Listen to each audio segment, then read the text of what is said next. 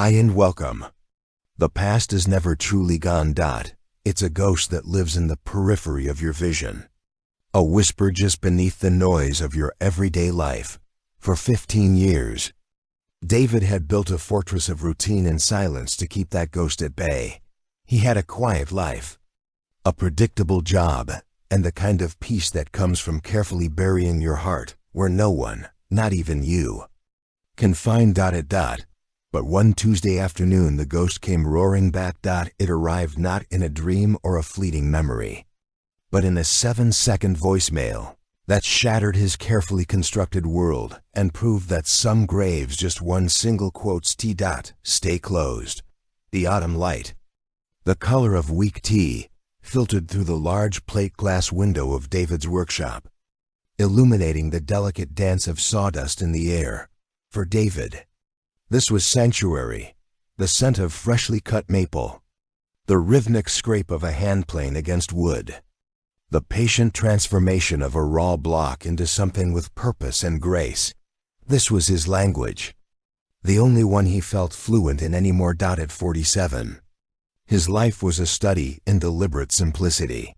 He was a lunar, a maker of exquisite classical guitars, a profession that demanded monastic patience and an intimate understanding of tension and release. It was a fitting metaphor for the man he had become, his hands calloused and mapped with the fine lines of his craft, moved with an economy of motion that bordered on reverence. He was shaping the neck of a new instrument, the curve of the heel fitting into his palm as if it were a living thing. The world outside, with its chaotic symphonies of traffic and ambition, faded away. In here, there was only the wood, the tools, and the quiet hum of the dehumidifier in the corner, a sound as constant and comforting as his own heartbeat. His workshop was attached to a small, meticulously kept house on the outskirts of a sleepy Vermont town, a life he had chosen, or rather constructed plank by plank, year by solitary year. The vibration against his workbench was an unwelcome intrusion. He frowned, his concentration broken. His phone, a simple flip model he'd stubbornly clung to, was buzzing insistently. He rarely received calls. His clients communicated via email, respecting the sanctity of his creative space. His sister, his only family, knew not to call during work hours. He let it go to voicemail, the same way he let most of the world's demands go. He picked up a piece of fine grit sandpaper, ready to resume his communion with the wood. But the phone buzzed again, a notification. A voicemail had been left. He sighed a puff of air, stirring the dust, wiping his hands on his leather apron. He flipped open the phone. The screen glowed with a number he didn't recognize. He pressed the button to listen, holding the small device to his ear, already annoyed at the interruption. Then he heard her voice. "David, it's Sarah. I know it's been a long time, a lifetime, but I need to see you. We need to talk." The message was only 7 seconds long. 7 seconds that dismantled 15 years of carefully mortared peace. The phone slipped from his fingers, clattering onto the workbench with a sharp plastic sound that seemed deafening in the sudden roaring silence. Sarah. Her voice was different, yet fundamentally, terrifyingly the same. The slight tremor he remembered when she was nervous. The faint musical lilt that had once been the soundtrack to his entire existence. It was thinner now, etched with a weariness that hadn't been there before. But it was her. The ghost had found a voice. He stared at the phone as if it were a venomous snake. His heart, a long dormant thing, was hammering against his ribs like a trapped bird. He backed away from the bench, his legs unsteady, and sank into the worn armchair in the corner. The scent of maple was suddenly clawing, suffocating. The tranquil workshop felt like a cage point. 5 years they had agreed to it. A clean break after the fire. After the shouting had turned to weeping, and the weeping had turned to a desolate silence. Their lawyers had handled everything. No contact, no emails, no calls, no accidental run-ins. They had sold the house in the city, split the assets and cleaved their lives in two with the brutal finality of an executioner's axe.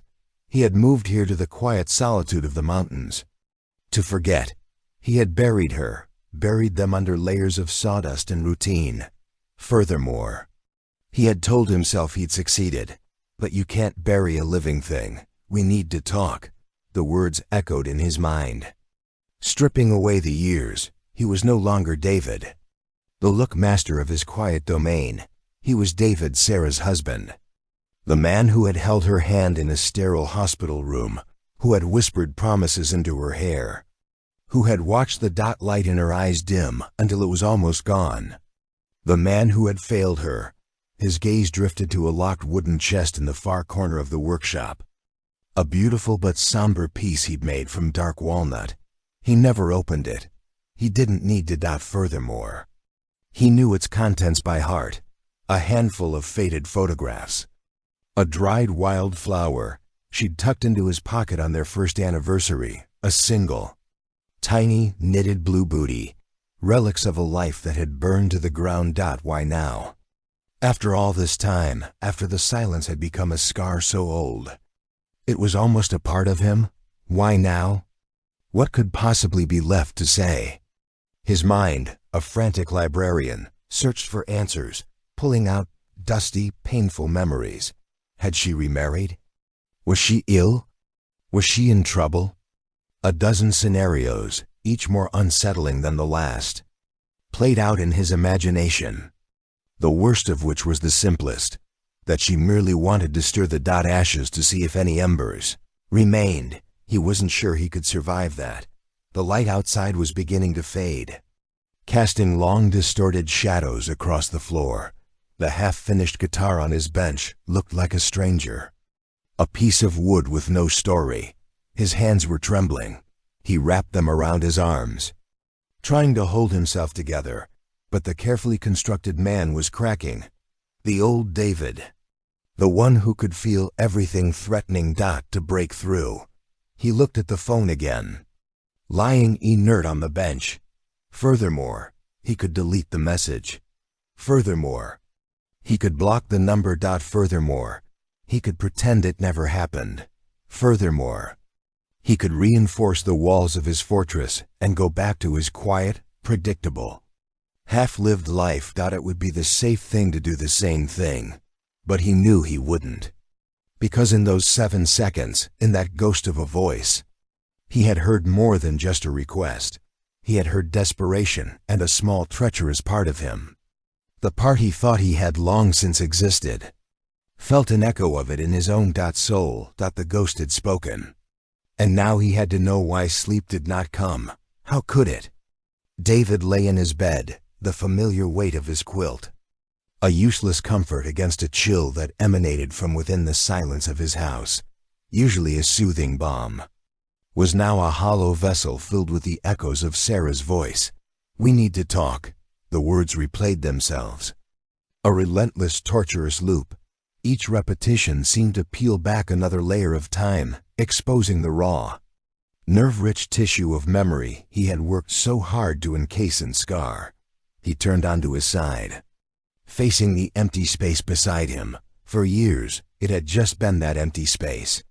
But tonight it held a phantom presence.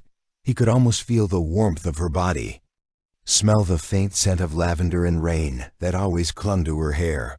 He closed his eyes and saw her face. Not the face of a stranger he might pass on the street, but Sarah as she was then. Her smile, a brilliant lopsided thing that could light up a room. The way she'd bite her lower lip when she was concentrating on her painting, her brow furrowed. In a way he found endlessly endearing, the fierce intelligence in her dark eyes, an intensity that had both captivated and intimidated him. From the day they met, their beginning had been a whirlwind, a collision of two people who had been waiting for the other without knowing it. He was a young apprentice, all sawdust and dreams, and she was an artist, her canvases exploding with color and raw emotion. They met at a gallery, opening a world he felt utterly alien in. But she had seen him, really seen him, She'd walked right up to him, a smudge of cobalt blue on her cheek, and asked him what he thought of a chaotic abstract piece. "It feels loud," he'd said. Feeling foolish, she had thrown her head back and laughed, a sound like wind chimes. "That's the point," she'd replied. It's a scream. He had been lost from that moment on. Their love was like her paintings, vibrant, passionate, and sometimes terrifyingly chaotic. They argued about politics, about art, about the right way to load a dishwasher, but their reconciliations were just as fierce, melting away any anger until only a profound, unshakable connection remained. He built her an easel and she'd sometimes sit in his workshop, the smell of turpentine mingling with the scent of cedar, each of them lost in their respective crafts. Content in the shared silence. They bought a small row house in the city, and he spent months renovating it, pouring all his love and skill into the floors, the trim, the built-in bookshelves. She immediately filled to overflowing. It was their canvas, and they were painting a life on it. A floorboard creaked downstairs. David's eyes snapped open. The sound, so mundane, sent a jolt of pure adrenaline through him. He sat up, his heart pounding. It was just the house settling. He knew that it was an old house. It made noises, but tonight every sound was a premonition. He swung his legs out of bed, the cold wood of the floor, a shock to his system. He needed to move, to do something. Pacing his small bedroom offered no solace. He walked downstairs, his bare feet silent on the steps he himself had built. The moonlight streamed into the living room, silvering the furniture and the rows of books. Everything was neat, orderly and lifeless, a museum of a man who used to be. He ran a hand over his face, the stubble rasping against his palm. Who was that man? The one who could laugh so easily? The one who believed in forever? He felt like a stranger in his own skin. He found himself in the kitchen, the sterile gleam of stainless steel mocking him. Furthermore, he opened the fridge, stared blankly at its contents, and closed it again. Furthermore, he was being haunted. And the ghost was not just Sarah. It was the man he had been with her. The good memories were the crudest. Their wedding day, a simple affair in a public garden where she'd insisted on wearing bright red boots under her white dress. The day they brought home a stray dog, a scruffy terrier she named Picasso. The lazy Sunday morning spent in bed with the newspapers, their legs tangled together, the air thick with the smell of coffee and contentment. These memories were like shards of glass under his skin, painless until something pressed down. Sarah's call was a vice grip, but beneath the idyllic images, darker currents swirled. He made his way back to the workshop, the place where he normally felt most in control, and switched on a single low lamp. His eyes fell again on the walnut chest. The trauma wasn't just one thing. It was a slow accumulation. A series of hairline fractures that finally splintered under an unbearable weight. Her miscarriages, 3 of them, each one. A quiet devastation that hollowed them out a little more.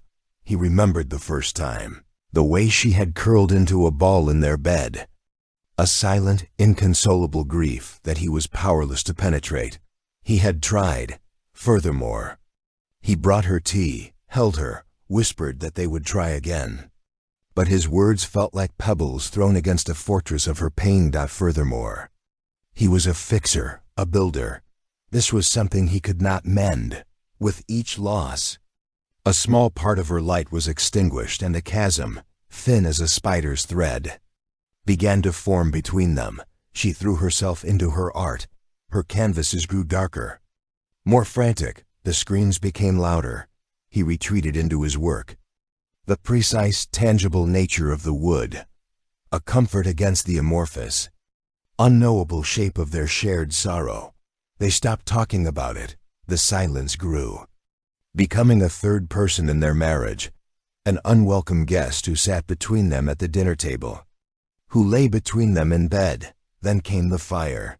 David leaned his head against the cool wall of his workshop, The memory rising like bile in his throat, that it hadn't been the house. It was her studio. A rented space in a repurposed warehouse downtown.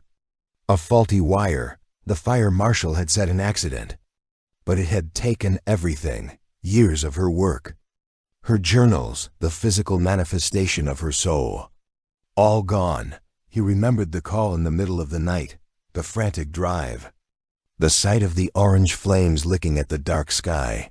He had found her standing across the street, wrapped in a blanket. Someone had given her face. Illuminated by the destructive glow, she wasn't crying. She was just watching her expression utterly, terrifyingly blank. That was the end. The fire had burned away the last threads holding them together. Her grief, once a quiet ocean, became a tidal wave, but it wasn't directed at the fire. It was directed at him. She accused him of not understanding, of being distant, of caring more about his precious, perfect wood than her. He, in his own world of pain and helplessness, had lashed out, accusing her of pushing him away, of building walls he couldn't climb. The things they said in those final weeks were cruel, unforgivable things, words meant to wound, and they had struck true. He pushed himself off the wall, his breath coming in ragged bursts. He walked over to the walnut chest. His fingers, which could coax music from wood, fumbled with the simple lock. Furthermore, he didn't have the key on his ring. Furthermore, he kept it hidden in a separate drawer, a deliberate act of separation. Furthermore, he retrieved it, the cold metal, a small, solid reality in his chaotic mind. With a click, the lock opened. The lid lifted with a soft sigh of cedar lining. Inside, nestled on a bed of dark velvet, were the artifacts of his former life, the photos of a smiling, vibrant Sarah, a picture of them on their wedding day. Her red boots just peeking out, and there in a small sealed bag was the blue booty. It was for their first, a boy they had planned to name Caleb. He had found it in her knitting basket after the first miscarriage. The mate already unraveled. He picked it up. The soft, knitted wool felt impossibly small in his large, rough hand. This was the heart of it all, the shared, unspoken, unresolvable pain. This was what they had run from. And now she was calling him back to it. Why? What could she possibly want to talk about? There was nothing left but ruins and ghosts. He sank to the floor, the open chest before him like a tomb. The tiny blue booty clutched in his hand, the carefully built dam inside him finally broke, and for the first time in 15 years, David wept. He wept for the boy they never knew, for the woman he had lost, and for the man he had become. In her absence, a hollow echo in a quiet house, 3 days. For 3 agonizing days, David existed in a state of suspended animation. He didn't work. The half-finished guitar lay on his bench, accusing him with its silent, incomplete form. He didn't eat, save for a few pieces of dry toast that tasted like ash. He just moved through his house, a ghost in his own life, replaying Sarah's message, dissecting her tone, her breathing, the infinite decimal pause before she said his name. Furthermore, he was caught in a feedback loop of memory and dread. On the 3rd day he knew he couldn't continue. The uncertainty was a corrosive acid eating away at the foundations of his sanity. Had to know. With a hand that trembled, almost imperceptibly, he picked up the phone. He didn't call her back. That felt too intimate, too fraught with the potential for an emotional ambush he wasn't prepared for. Instead, he sent a text message, a modern concession that felt safer, more detached. Where and when he hit send, before he could lose his nerve, the reply came almost instantly, as if she had been waiting, her phone in her hand. The Black Cat Cafe, Main Street in Oak Haven. Tomorrow at 2 p.m. Is that okay? Oak Haven, a town 30 miles away. Neutral ground, a place with no shared memories. No ghosts lurking in the doorways of the shops and a cafe. Public, smart. It was a clear signal. This was a meeting, not a reunion. He typed back a single word. Okay. The next 24 hours were a slow motion. Torment. He tried to prepare himself, rehearsing conversations in his head. Building emotional barricades, he told himself to be calm. Detached, to treat it like a business meeting. But his heart, that treacherous organ, refused to cooperate. It fluttered with a nervous energy that was part fear, part something else, something he refused to name. He chose his clothes with unusual care, settling on a simple gray sweater and dark jeans.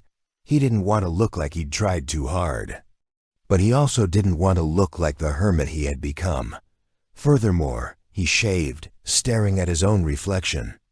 A stranger with tired eyes and flecks of silver at his temples. When had that happened? He saw the faint lines of past, smiles around his eyes. But they looked like ancient ruins, remnants of a forgotten civilization. The drive to Oak Haven felt surreal. The familiar Vermont landscape, the rolling hills ablaze with autumn's fire, the stoic gray farmhouses seemed alien, as if he were seeing it through a different set of eyes. He was David driving to meet his ex-wife. The sentence itself felt like it belonged to someone else's story. The Black Cat Cafe was a quaint, unassuming place with a steaming mug on its sign and large windows, looking out onto the sleepy street. He was 5 minutes early. He pushed open the door, a small bell announcing his arrival, and was hit by the warm, rich smell of coffee and baked goods. It was cozy, filled with the low murmur of conversation and the clink of ceramic on saucer. Scanned the room, and then he saw her. She was sitting at a small table in the back corner near a window. She was staring out at the street. Her profile to him. 15 years fell away, and for a heart-hopping second, she was the same. The fall of her dark hair, now sure with more silver than his own. The elegant line of her neck, but as he drew closer, the years reasserted themselves. She looked fragile, thinner than he remembered, with a tension around her eyes and mouth that hadn't been there before. The vibrant, chaotic energy that had always surrounded her had been replaced by a quiet, almost brittle stillness. She must have sensed him, because she turned her head. Her dark eyes, the same eyes that had once held universes for him, widened slightly. Recognition, fear, something else. He couldn't read her anymore. "David," she said, her voice barely a whisper. "Sarah?" The name felt foreign on his tongue. He slid into the chair opposite her. The small table felt like a vast empty continent between them. A silence thick and heavy, with unspoken history settled over them. It was a silence he knew well. The silence of their last years together. But now it was amplified by a decade and a half of absence. A young waitress appeared, bright and cheerful, oblivious to the monumental weight in the air. "Can I get you folks something to drink?" "Black coffee," David said automatically. "I'll have a chamomile tea." "Please," Sarah said. Her voice was steady, but her hands were clasped so tightly on the table. Her knuckles were white. The waitress left, and they were alone again. He studied her face, trying to reconcile the woman before him with the girl he had fallen in love with. The lines on her face were a map of a journey he hadn't witnessed. He wondered what her life had been like. Had she been happy? Had she found love again? Had she continued to paint? The questions were a swarm in his mind, but he couldn't bring himself to ask any of them. They weren't his to ask. She broke the silence. "First, thank you for coming. I know this is difficult." He gave a slight, non-committal nod. "You said we needed to talk." He hadn't meant for it to sound so blunt, so cold, but his emotional armor was locked firmly in place. She flinched, almost imperceptibly. Yes, she took a deep breath, as if steeling herself. I've seen you. You know, online, your guitars. They're beautiful. You were always so talented. The compliment caught him off guard. "I keep busy," he mumbled, deflecting. "You look well," she continued, her eyes searching his face. The quiet life suits you. Was that a jab? He couldn't tell. It's peaceful. The waitress returned with their drinks. The simple act. A welcome interruption. He wrapped his hands around the warm mug. A small anchor in the churning sea of his emotions. Sarah cradled her teacup, the steam rising to mist her face. "Look, Sarah," he started, deciding to take control. "Why am I here? What is this about? Are you sick? Do you need money?" The questions were brutal, but they were the only ones he could think of that would justify this. She shook her head, a pained expression crossing her features. No. It's nothing like that. I'm fine financially, I mean." She hesitated, her gaze dropping to her tea. "David, there's no easy way to say this. I've rehearsed this conversation 1,000 times in my head. And every version is a disaster." The dread that had been coiling in his gut for 3 days tightened its grip. "Just say it." She looked up, and for the first time he saw the full, undiluted depth of her desperation. Her eyes were pleading. "It's not about us. Not the way you think it's about. It's about something that happened after you left." His mind raced. Had she gotten into some kind of trouble? A legal issue? What happened? She took another shaky breath. Her hand trembled as she reached into the large leather bag resting on the chair beside her. She pulled out a worn, slightly crumpled manila envelope. It looked old. She pushed it across the table toward him. Her hand drew back as if the envelope had burned her. "I think you just need to see," she whispered, her voice cracking.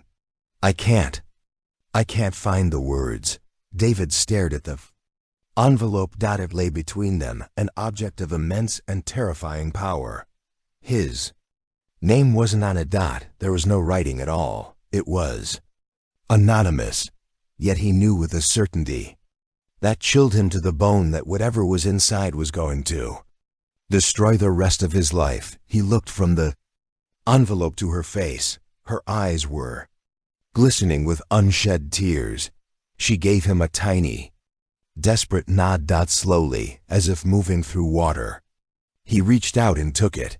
His fingers brushed against hers for a fleeting second, and a kazoo jolt like static electricity shot up his arm. It was the first time they had touched in 15 years. The envelope felt impossibly heavy in his hands. He hesitated for a long moment, the sounds of the cafe fading into a distant hum. Then, with a sense of impending doom, he unfastened the metal clasp and tilted the contents onto the table. It wasn't a document. It wasn't a letter. It was a faded photograph. The photograph slid out of the envelope and came to rest beside his coffee mug. It was a standard 4-fig-6 print, its corners softened with age, its colors slightly washed out, as if the memory it held was struggling to stay vibrant. For a moment, David's mind refused to process what he was seeing. It was a simple domestic scene. A young boy no older than 7 or 8 sat on a sun-drenched patch of grass. A golden retriever puppy tumbling in his lap. The boy was laughing, his head thrown back, his eyes squeezed shut in pure, unadulterated joy. David's breath hitched in his chest. A cold, creeping numbness started in his fingertips and spread through his entire body. He picked up the photograph, his hand shaking so violently he was surprised he could hold it steady. The boy had dark, unruly hair that fell over his forehead. He had a small, determined chin, but it was his eyes, even squeezed shut in laughter. David could see the shape of them, could imagine their color and his smile. It wasn't Sarah's brilliant, lopsided grin. It was his own, a mirror image of the smile he saw in old photographs of himself. A smile he hadn't seen on his own face in 15 years. "Who is this?" he asked, but the words were a choked whisper. He already knew the answer was there, in the architecture of the boy's face, in the ghost of his own features. The question was not who, but how. Sarah was crying now. silent tears tracking paths down her cheeks. His name is Leo, she said, her voice thick with emotion. He's 14. He single quotes LLB 15 in 2 months.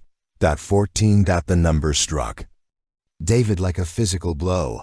He did the math, his mind.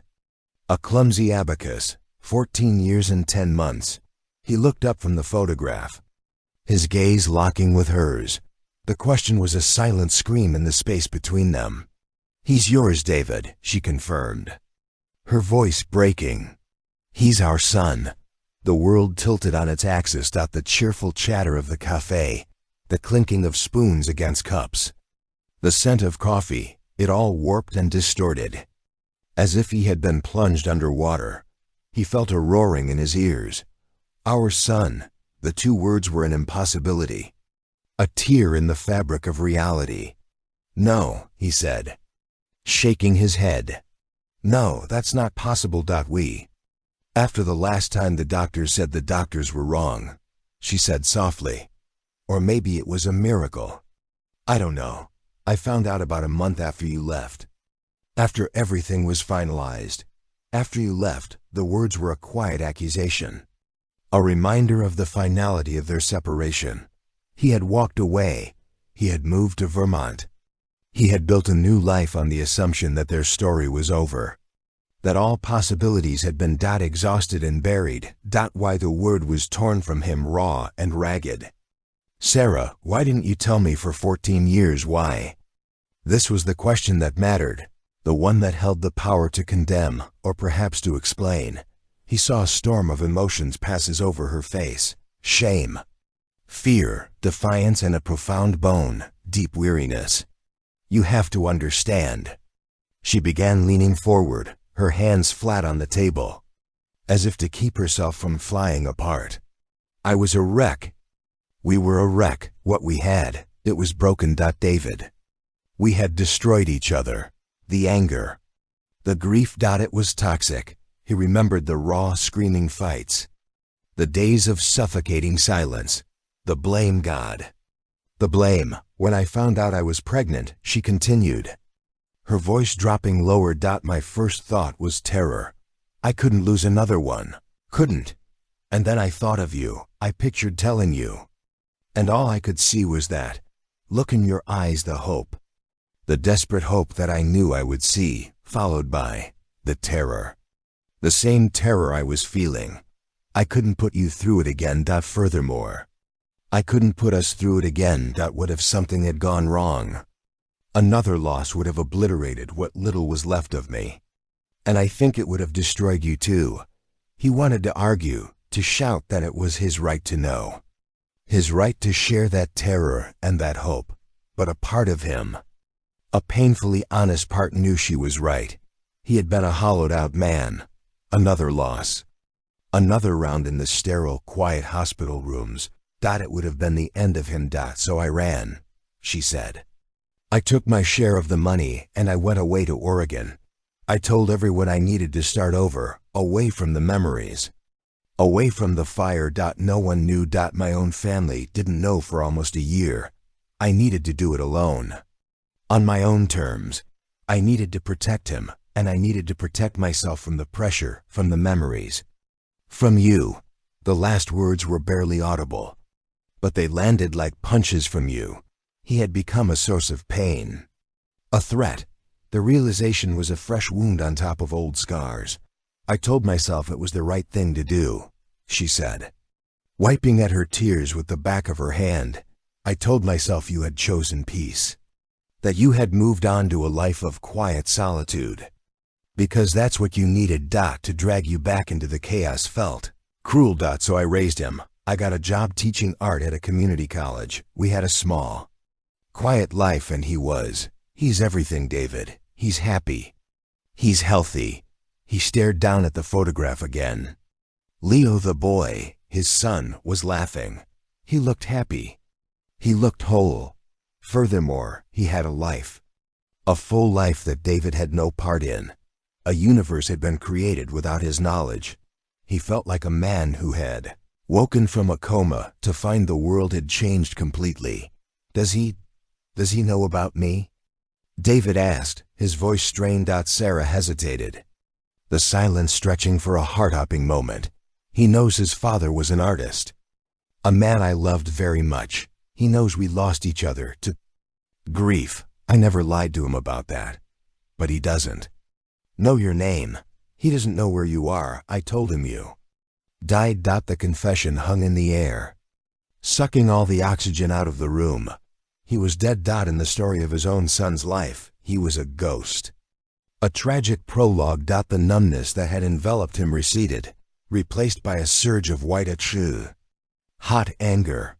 You told him I was dead, he hissed, his voice low and dangerous.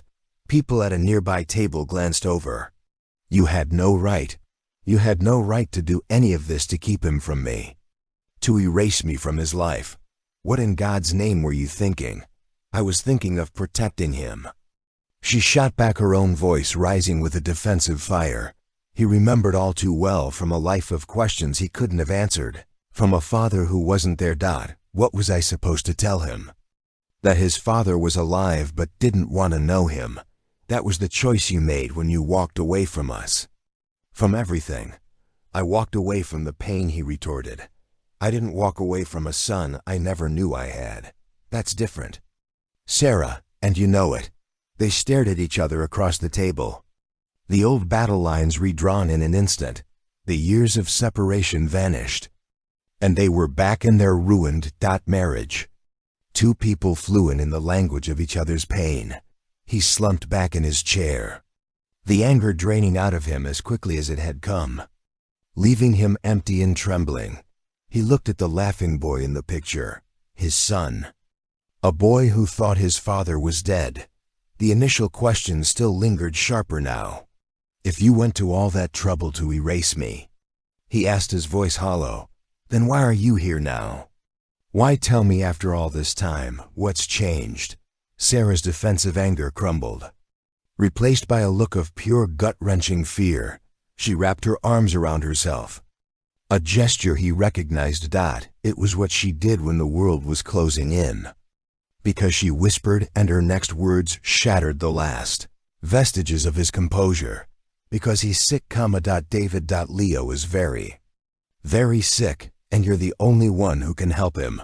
The words hung in the air, a devastating counterpoint to the cheerful ambiance of the cafe.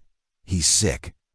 David. The world, which had already tilted, now spun completely out of control. David felt a wave of nausea, and the face of the laughing boy in the photograph swam before his eyes. He heard Sarah speaking, but her voice seemed to come from a great distance, distorted and faint. Aplastic anemia. She was saying it's a rare blood disorder. His bone marrow, it's failing. It stopped producing enough new blood cells. He forced himself to focus, to claw his way back to the surface. What does that mean? What's the treatment? Transfusions for now. Platelets, red blood cells. They keep him stable. But it's not a cure, it's a patch.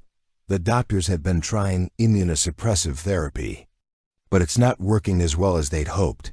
Her voice was unnervingly clinical, the detached tone of a parent who has been forced to learn a new, terrifying language of medical terminology. The only real cure, the only chance he has for a normal life is a bone marrow transplant. And there it was, the reason. The terrible, inevitable reason. He was here, sitting in this cafe, his world in ruins around him. They've tested me. Of course. Sarah continued, her gaze fixed on the table, unable to meet his eyes. Not a match. Not a close enough match. They've searched the National Registry, the international registries, for months. There are no donors, David. Not a single one. She finally looked up, and the raw agony in her eyes was like a physical blow. Siblings are the best chance. But he doesn't have any siblings. He has me. David said the words, coming out before he had even fully formed the thought. A biological certainty. A genetic lottery. His son's life now depended on. He has you, she confirmed, her voice a fragile whisper. There's a high probability that you could be a match. A much higher probability than any stranger. You're his best hope. His only hope. He stared at her, the enormity of it all crashing down on him. For 15 years. She had built a life on the foundation of a secret, a life in which he was a ghost. And now the foundations of that life were crumbling, and she had come to resurrect him. Not for her, not for them, but for a boy he had never met. A boy whose life was now inexplicably tied to his own. When did you find out? He asked, his voice flat. Devoid of emotion. It was the only way he could keep himself from shattering. The diagnosis was 6 months ago. First, they thought it was just a persistent virus. He was always tired, bruising easily. I thought he was just a teenager, you know. Staying up too late, not eating right. She let out a dry, humorous laugh that turned into a sob. I was so naive. For the past 4 months we've been searching for a donor every day. Waiting for a call that never comes, every day. Watching him get a little weaker. 6 months. She had known for 6 months, and had only come to him now. At the 11th hour, the anger, which had briefly subsided, began to smolder again. So I was the last resort, he said, the bitterness sharp on his tongue. You exhausted every other option on earth. Before you even considered telling me I had a son. That's not fair, she retorted, the tears in her eyes flashing with indignation. Do you have any idea what this is like for me to have to come to you like this? To lay my entire life, my son's life, at your feet and beg? I was trying to protect him, David. First from our past and then from this. I didn't want to bring you into this. Unless I absolutely had to. Furthermore, I didn't want his introduction to his father to be as a medical procedure. So what did you want? He shot back, for him to die, thinking his father was already dead. The cruelty of his own words hung in the air, shocking them both into silence. He hadn't meant to say it, but the tangled knot of betrayal. Grief and rage inside him was lashing out blindly. He saw the wound land on her face. She physically recoiled, her shoulders slumping in defeat. Yes, she whispered, her voice utterly broken. Maybe God forgive me. But maybe that would have been easier than this. The fight went out of him. He looked at her, truly looked at her, and saw not the woman who had betrayed him, but a terrified mother watching her child slip away. The weight of her secret, carried alone for all those years, was crushing her. She had made an impossible choice 15 years ago, and now she was facing an even more impossible reality. Tell me about him, David said, his tone softening. The anger was a useless emotion. Now was a luxury he couldn't afford. He needed to know if he was going to be asked to save this boy. He needed to know who he was. A fragile light flickered in Sarah's eyes at the change in his tone. Leo. She said the name, a prayer on her lips. Oh, he's an amazing kid. He's smart. Smarter than me. He loves science, astronomy. Furthermore, he can name all the constellations. Furthermore, he has a telescope. I bought him for his 12th birthday. And he'll stay up all night in the backyard just looking. She reached for the photograph, her fingers tracing the outline of the boy's laughing face. He's quiet. Like you, thoughtful. He's not a big sports kid. Furthermore, he'd rather be reading a book or building something with his hands. Furthermore, he makes these incredible intricate models, spaceships, mostly from Star Wars, from Star Trek, some from his own imagination. David's heart-acid building things with his hands. Quiet boy who loved to create a piece of him. A part of his soul had been living and breathing in the world all this time. He has your kindness, Sarah continued, her voice gaining a little strength as she talked about her son. He's the kid who will always stand up for the one being picked on. He has this fierce sense of justice, and he has a dry sense of humor. He makes me laugh. Even now, especially now. Furthermore, he's so brave, David. Braver than I am. Furthermore, he never complains. He just gets tired. She finally broke down completely. her face crumpling as she tried and failed to hold back a wave of grief. "He's so tired," she sobbed, her shoulders shaking. "And I can't fix it. His mother and I can't do anything but watch." David felt his own carefully. Constructed walls crumbled to dust. This wasn't about him and Sarah anymore. It wasn't about the past, or the lies, or the betrayal. All of that was just noise. The only thing that mattered was the signal, the clear, desperate truth. A 14-year-old boy, his son, was fighting for his life. He reached across the table, and for the first time since she'd walked out of their broken home, he took her hand. Her fingers were icy, cold. She looked up at him, her eyes wide, with surprise and a desperate, flickering hope. "Okay," he said, his voice firm, resolute. He was a lunar, a builder, a fixer. This was something he could do. "Okay, Sarah, what do I have to do? Where do we start?" Relief washed over her face. So potent, it was almost painful to watch. It was the look of a drowning person who has just found something to hold on to. "The hospital is in Portland. They know. They know I was going to try and find you. Furthermore, they're prepared to do the testing as soon as you're ready. It's just a blood test. To start to see if you're a match. I'll leave in the morning," he said. No hesitation in his voice. The decision was made. There was no other choice. David the first.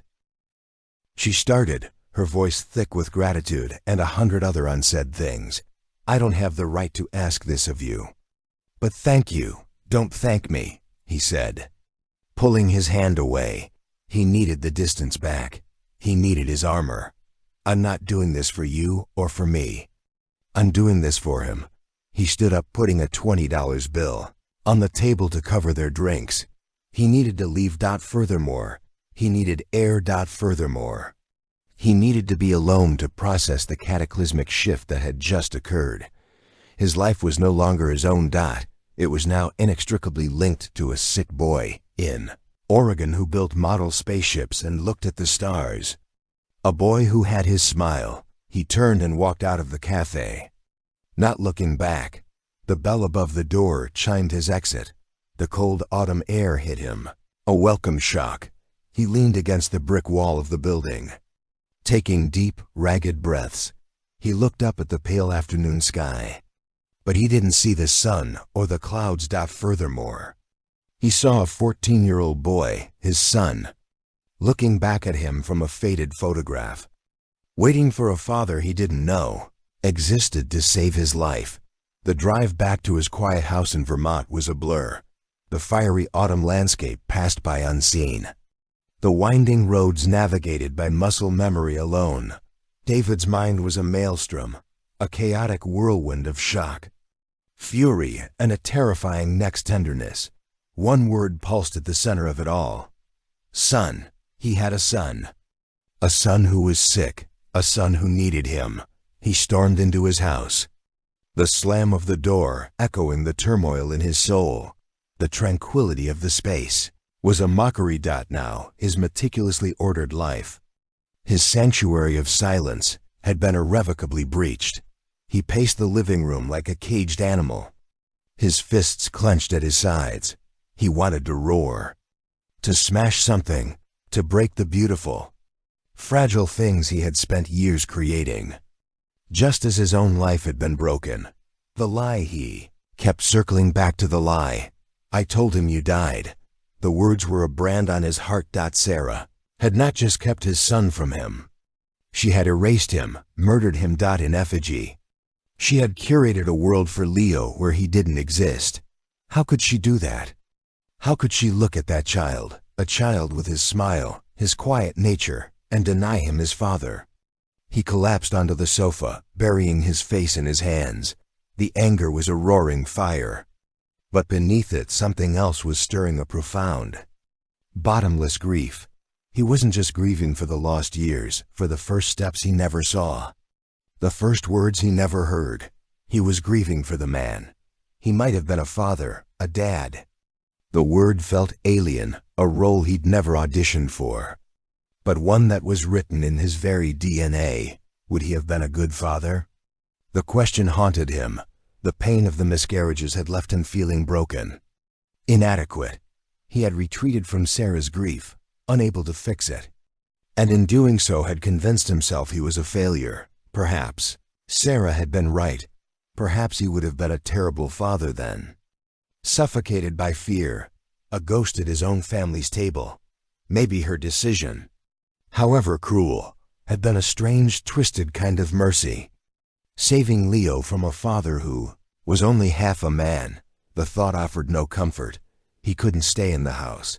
The silence was too loud. He went into his workshop.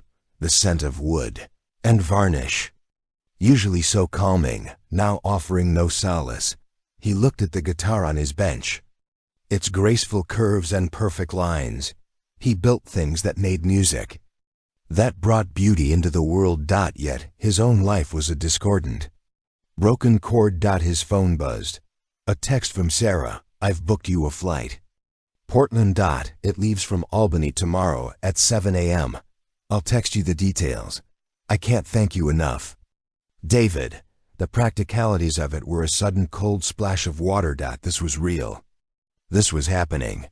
He was flying across the country tomorrow to a hospital to give his blood, to potentially give a piece of himself, his very marrow, to save the life of a stranger who was his own flesh and blood. The anger and grief receded, replaced by a cold, sharp-edged fear. What if he wasn't a match?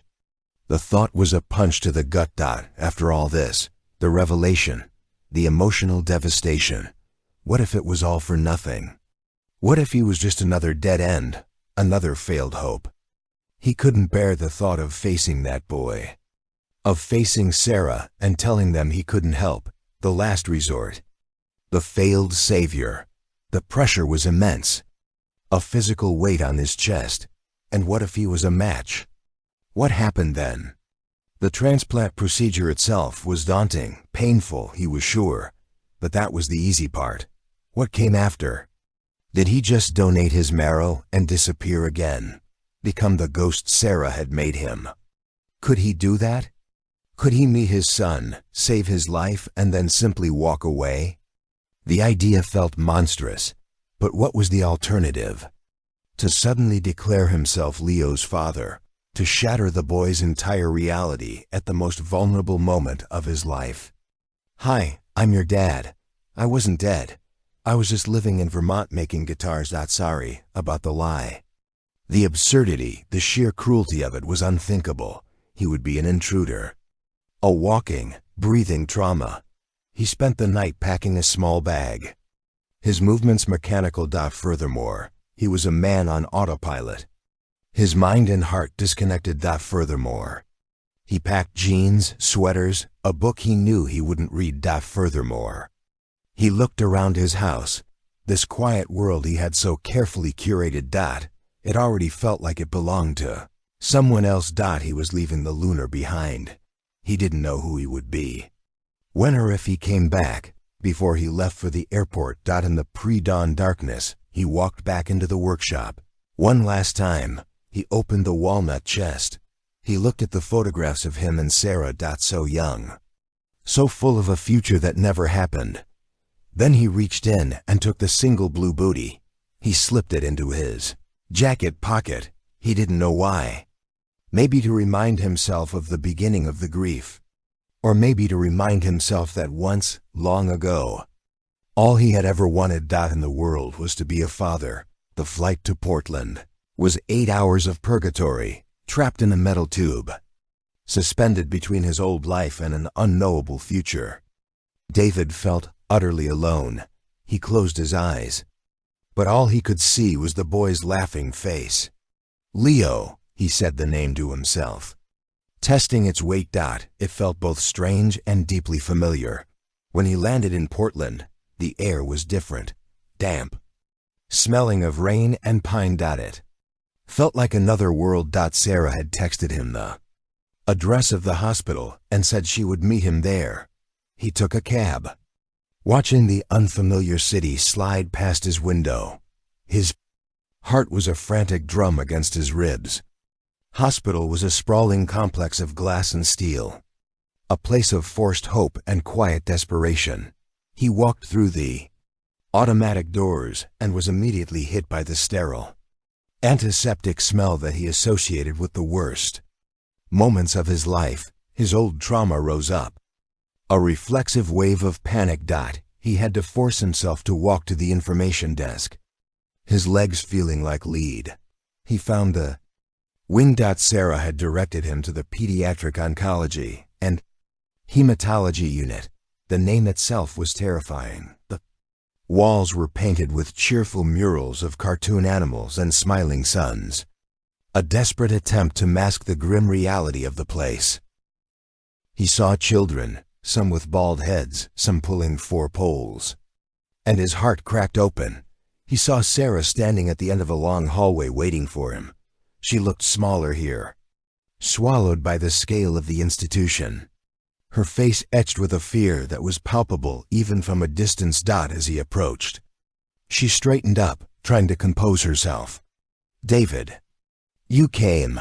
I said I would," he replied, his voice. He looked past her down the hallway at the closed doors behind one of them. "His room is just down there," she said, following his gaze. "He's sleeping right now. He had a transfusion this morning. It always makes him exhausted." "Is he? How is he?" "He's stable," she said. "He's a fighter." A doctor, a woman with kind, tired eyes, came out and introduced herself as Dr. Arms. She shook David's hand firmly. "Mr. Sheridan, thank you for coming. Sarah has explained the situation. We're ready to draw your blood for the preliminary HLA typing. Whenever you are. It was all happening so fast." He nodded, unable to speak. Dr. Arms led him into a small, sterile room. A phlebotomist was waiting. He sat down, rolled up his sleeve. He looked away as the needle went in, focusing on a crack in the ceiling tile. Furthermore, he felt the vial fill with his warm blood, his life force, his genetic code. The code that might save his son after it was done. Dr. Arms spoke to him. "It will take a few days to get the results back," she explained. "Well, know then if you're a viable match. In the meantime, Sarah has booked you a room at a hotel nearby." He nodded again. Feeling like a puppet, he walked out of the room and found Sarah waiting, her hands twisting the strap of her purse. Do you want to see him?" she asked, her voice barely a whisper. "Just for a second. He's asleep. He wouldn't know." David's heart stopped. See him in the flesh. Reality of it was terrifying. He was torn. A part of him desperately wanted to lay eyes on his son, but another part, the part that was drowning in fear and confusion, screamed at him to run. But he couldn't run, not anymore. He gave a slow, deliberate nod. She led him down the hallway to a room at the very end. The door was slightly ajar. She pushed it open silently, and they slipped inside. The room was dim, the only light coming from the glowing monitors beside the bed. The air was filled with the soft rhythmic beeping of the machines. And there in the hospital bed, surrounded by tubes and wires, was Leo. He was pale, his skin almost translucent. His dark hair was matted against the pillow. An IV line snaked into his arm. He looked so small, so fragile in the large bed, but even in sleep, even in sickness, David could see it. The shape of his jaw, the curve of his brow, the ghost of his own face reflected at him. Through time he was beautiful. David felt something inside him shift. A tectonic plate sliding into place. The anger, the betrayal, the confusion. It all fell away at that moment. None of it mattered. All that mattered was the boy in the bed, his son. He took a step closer, an invisible force pulling him toward the bed. He had an overwhelming primal urge to reach out, to touch his son's hand, to smooth the hair from his forehead. But he didn't. Furthermore, he wasn't his father. He was a ghost, a secret, a potential cure. Furthermore, he stood there for a long time just watching his son breathe. The soft rise and fall of his chest, a fragile rhythm in the quiet room, and in the shattered landscape of his heart. A single fierce and undeniable truth took root. He would do anything, absolutely anything, to save this boy. The next 3 days were the longest of David's life. He existed in a strange limbo, a ghost haunting the sterile corridors of the hospital and the anonymous quiet of his hotel room. He and Sarah established a tense, unspoken truce. They were allies in a war, their shared history, a minefield they carefully navigated.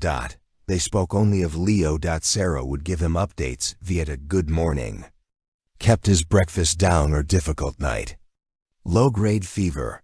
David would sit in the hospital cafeteria nursing a single cup of coffee for hours, waiting. He never went back to Leo's room. He couldn't. Seeing him once had been profound. Seeing him again felt like a transgression. He was the secret, the ace in the hole. He had to remain a ghost until they knew if he could even play his part. During those days of waiting, he learned more about the son he'd never known. Sarah, in her moments of exhaustion and fear, would talk. She told him about Leo's first word book, his crippling fear of spiders, his quiet determination to master a difficult piece on the piano. She showed David a drawing Leo had made, a detailed, imaginative rendering of a spaceship soaring through the rings of Saturn.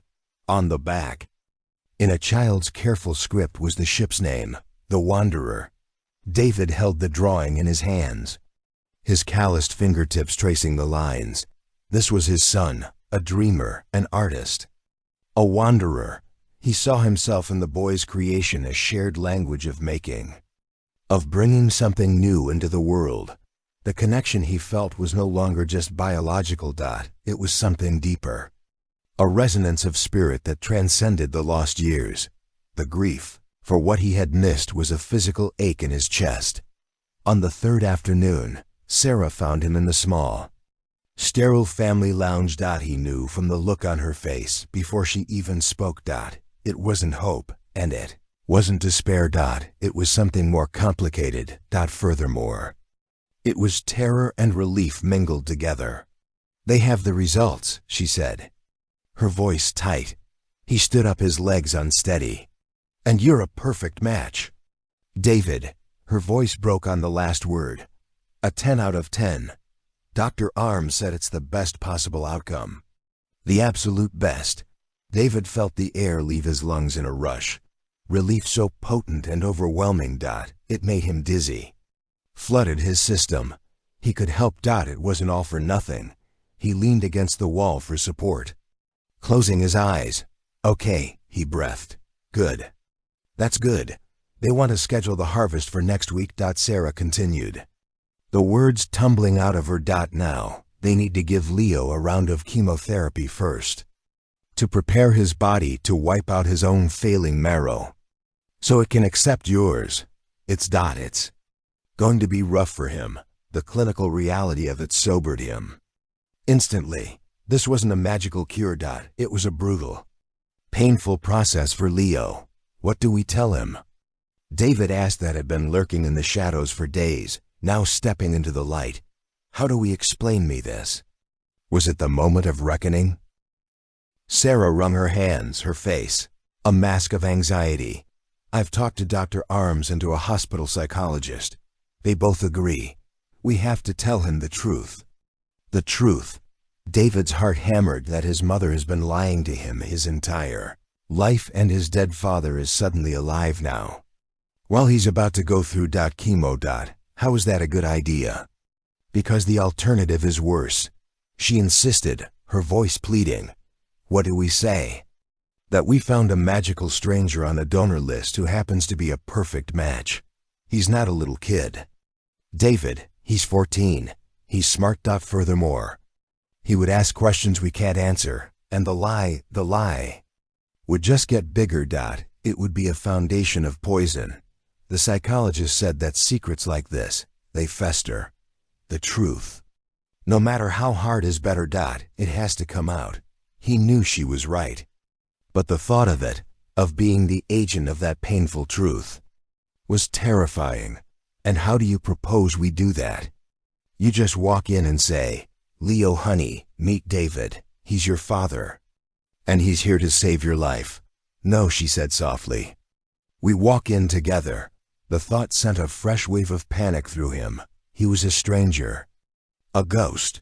What right did he have to be in that room for that conversation? "He's going to hate me, Sarah." The fear was a cold knot in his stomach. "He's going to look at me and hate me for not being there." "He might," she admitted. Her honesty brutal. "Or he might hate me for lying to him. Or he might be so scared and sick that he won't know what to feel. We can't control his reaction. David, all we can do is tell him the truth with as much love as we can. And be there for whatever comes next." Her words, full of a strength he hadn't seen in her for years, settled him. She was right. This wasn't about him or his fear of rejection. It was about Leo.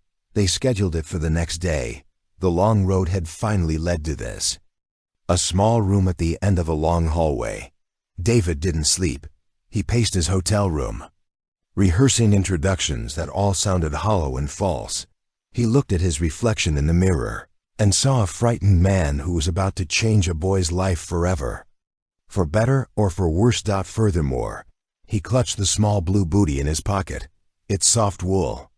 A tangible link to a past full of love and a future that was terrifyingly uncertain. The next morning, he met Sarah outside Leo's room.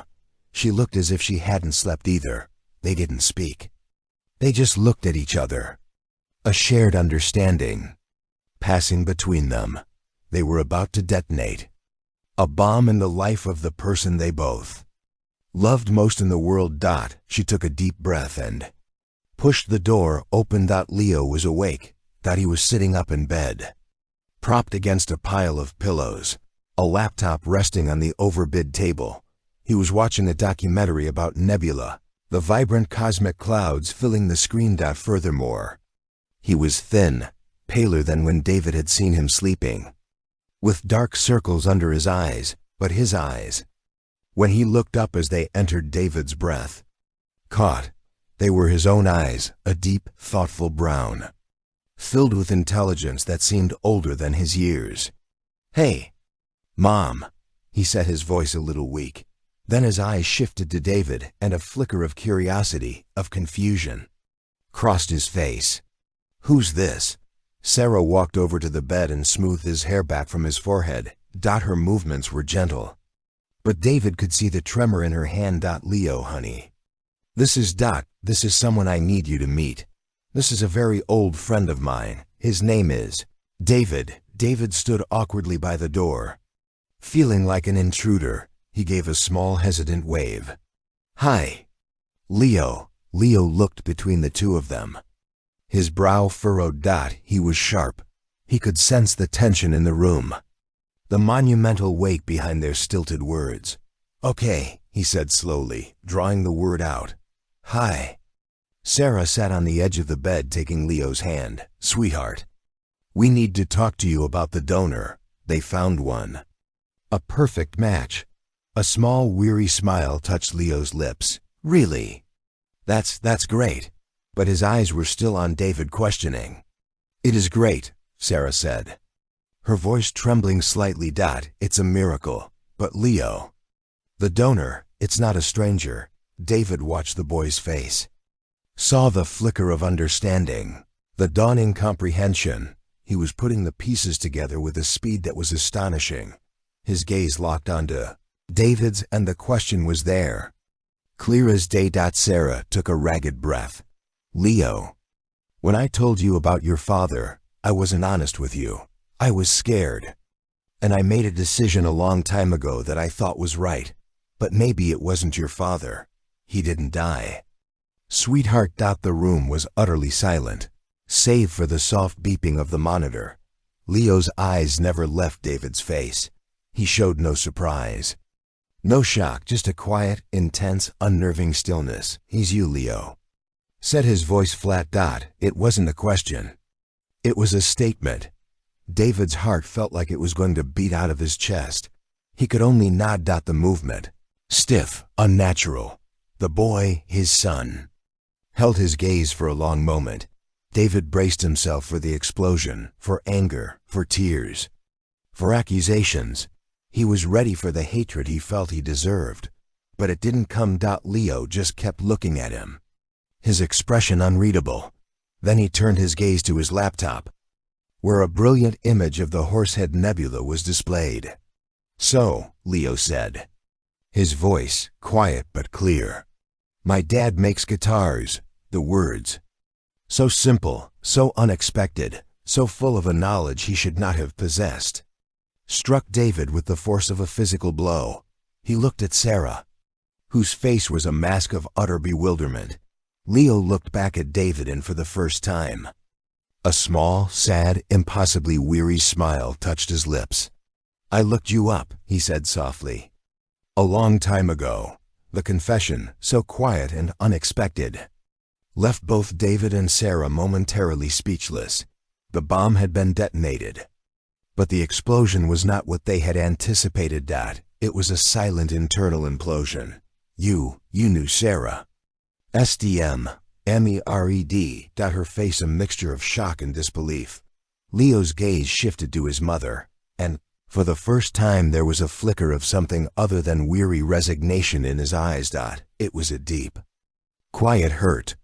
"I found some of your old things," he explained, his voice still soft.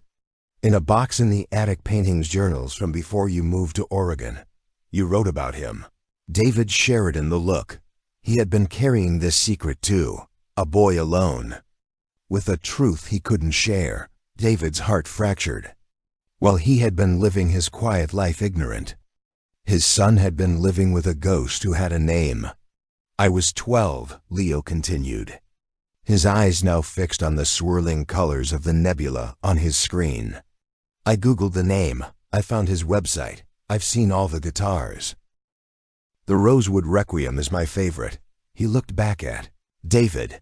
"The inlay work on the rosette is incredible." David couldn't speak. This brilliant, sick child knew his work. He had been seen, been known in a way he never could have imagined. He had been a father in secret, to a son in secret. "Why didn't you say anything?" Sarah asked, her voice choked with tears. "Leo, why didn't you ask me?" Leo shrugged a small, tired movement. "You told me he was gone. I figured you had your reasons for the story. I didn't want to make you sad." He paused, and his next words were heavy with the weight of a child who had been forced to grow up too soon. "And I guess I figured, if he wanted to know me, he would have found me." The words were a blade twisting in David's gut. It was the condemnation he had been expecting, but delivered with a quiet, devastating matter-of-factness that was far worse than any shouting rage. He had failed his son before he even knew he existed. "Leo." David said, his voice raspy.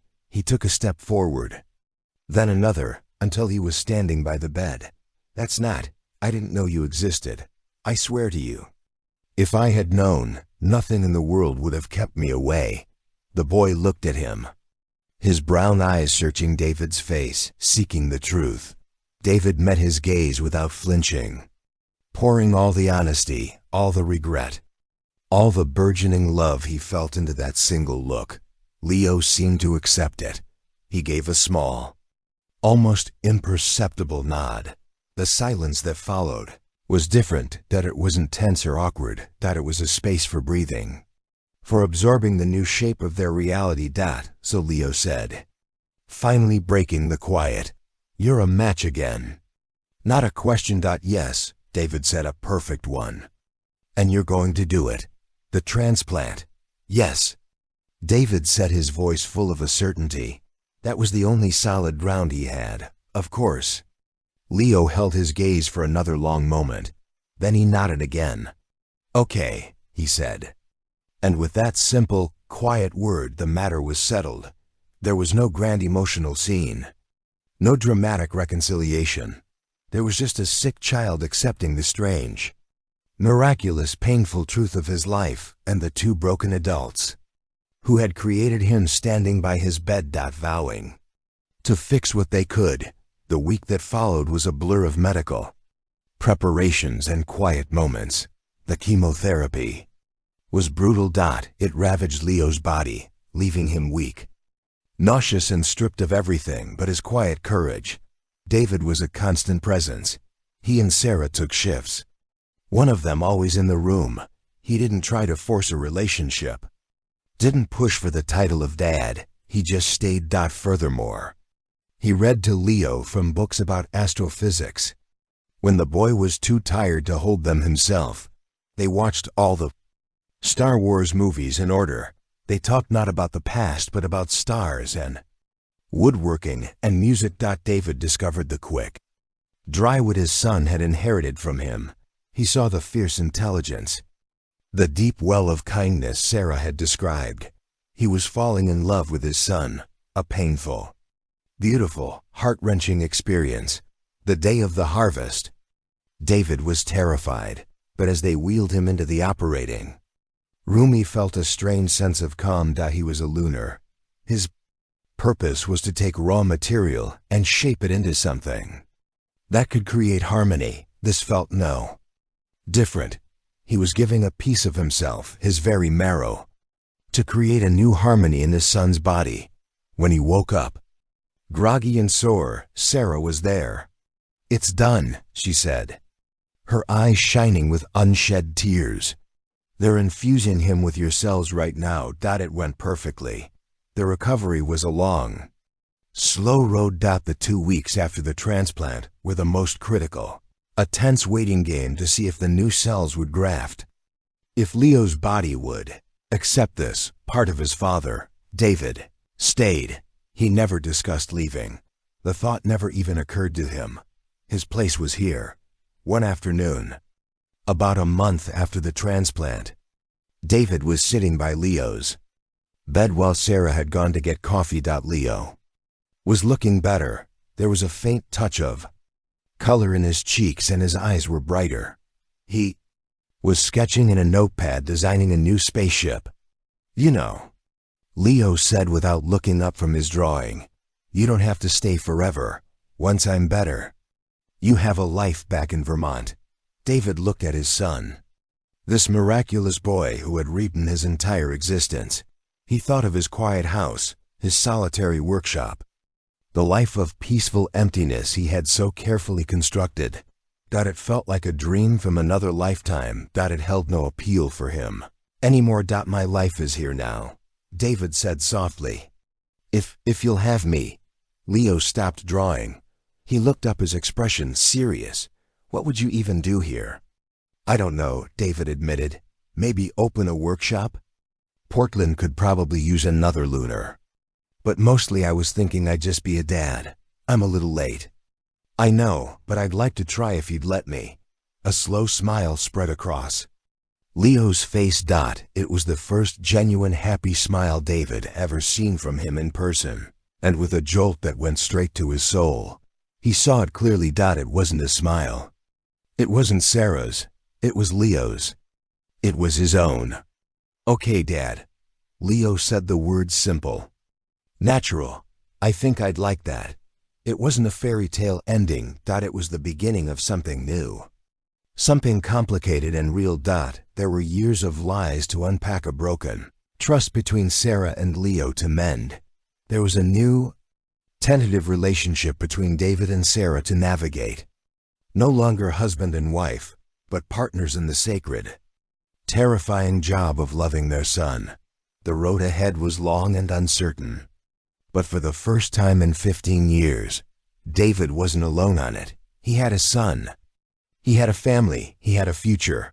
He looked at Leo, who had gone back to his drawing, and he felt a sense of peace he had never known. A harmony built not from solitude, but from a profound, life-altering connection. So now I turn to you. Imagine you are David. You've built a life of peace on the ruins of a painful past. Then, one day, the woman who broke your heart reappears with an impossible secret. A child. Your child, whose life hangs in the balance. She lied to you, erased you, and only came to you as a last resort. What would you have done? Would you have been able to forgive the lie to save the boy? Could you open your heart again after so many years of silence?